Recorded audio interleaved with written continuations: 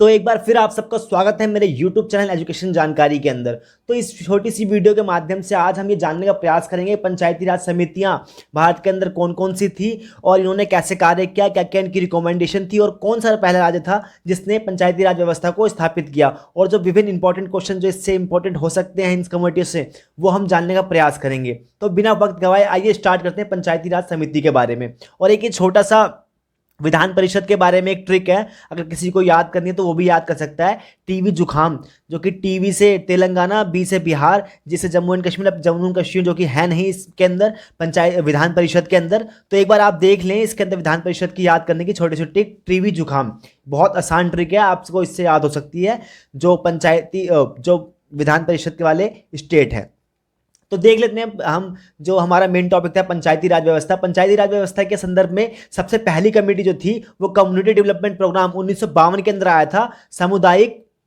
सामुदायिक विकास कार्यक्रम 1952 के अंदर, ये ग्रामीण स्तर के विकास के लिए संबंधित था।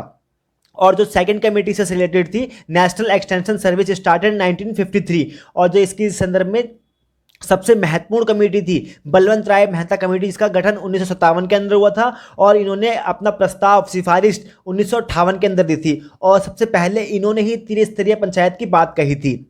और जो इसको लागू सिफारिश को, बलवंत राय मेहता कमेटी की सिफारिश को लागू करने वाला पहला स्टेट था जहां पे पंचायती राज व्यवस्था स्थापित की गई थी, राजस्थान, 2 अक्टूबर 1959 नागौर जिले के अंदर। और दूसरा स्टेट था आंध्र प्रदेश, जिन्होंने अक्टूबर 1959 के अंदर इसको लागू किया था। तो सबसे पहला स्टेट जो कि कई बार एग्जाम के अंदर पूछा गया कि कौन सा था जिन्होंने पंचायती राज व्यवस्था को स्थापित किया था, तो राजस्थान 2 अक्टूबर 1959 के दिन, जो कि 2 अक्टूबर 1959 गांधी जी का जन्मदिन होता है, इस अवसर पर नागौर जिले के अंदर राजस्थान के अंदर ये स्टार्ट किया गया था।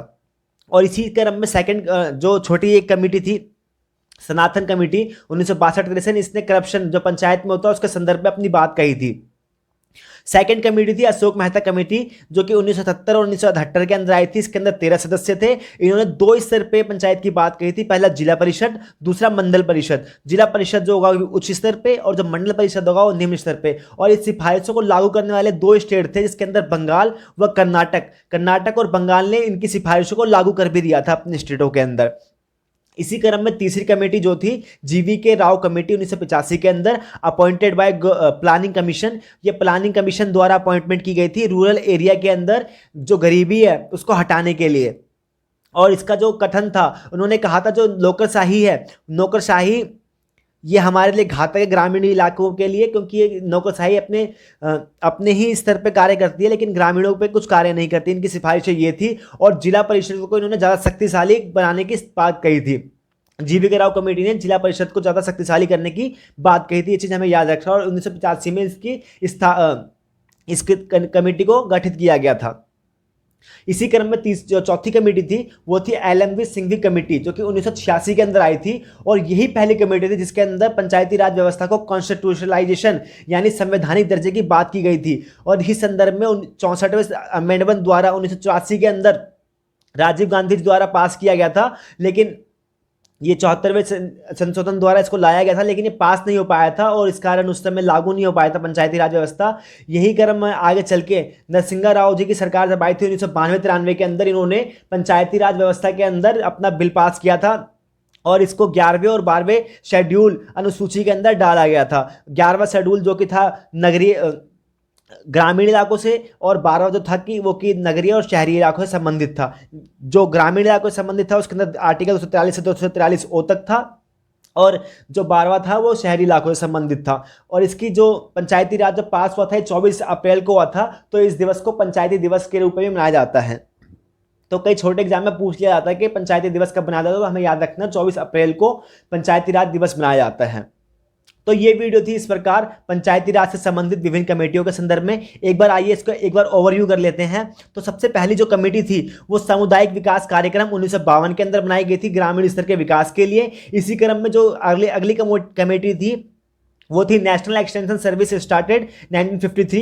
और जो अगली कमेटी थी बलवंत राय मेहता, जो कि 1957 के अंदर गठित थी, इन्होंने 1958 के अंदर सिफारिश दी थी। और पहला स्टेट जहां पे ये व्यवस्था को लागू किया गया था राजस्थान 1959 के अंदर। सेकेंड स्टेट था आंध्र प्रदेश 1959 के अंदर। और जो इससे संबंधित अगली कमेटी थी अशोक राय मेहता कमेटी, जिन्होंने 1970 और 1978 के अंदर दो स्तर पे पंचायती राज व्यवस्था की बात कही थी, जिला परिषद और मंडल परिषद, जिसमें जिला परिषद उच्च स्तर पे होगा और निम्न स्तर पे मंडल परिषद होगा। और इसको लागू किया था बंगाल व कर्नाटक ने। जीवी के राव कमेटी 1985 के अंदर आई थी, जिन्होंने जिला परिषद को ज़्यादा शक्तिशाली बनाने की बात कही थी और नौकरशाही को लोकतंत्र के लिए खतरा भी बताया था कि ये अपने अपने ही हित के लिए कार्य करती, जनता से इनका जुड़ाव नहीं है, ये सारी बातें उन्होंने कही थी। और LMV सिंघवी जो कि 1986 में आई थी, ये पहली कमेटी थी जिसने कॉन्स्टिट्यूशनलाइजेशन यानी संवैधानिक दर्जे की बात कही थी पंचायती राज व्यवस्था को। और इसी क्रम में 1993 के अंदर 73वें और 74वें संविधान संशोधन द्वारा पंचायती राज व्यवस्था को बिल पास हो गया था और ये लागू कर दी गई थी। तो ये थी छोटी सी वीडियो पंचायती राज व्यवस्था के बारे में। उम्मीद करता हूँ आपको अच्छी लगी होगी। अगर कुछ कमी रह गई है तो जरूर मेरे को बताएं, मैं आने वाली वीडियो में उसको सुधार करने का पूर्णतः प्रयास करूंगा।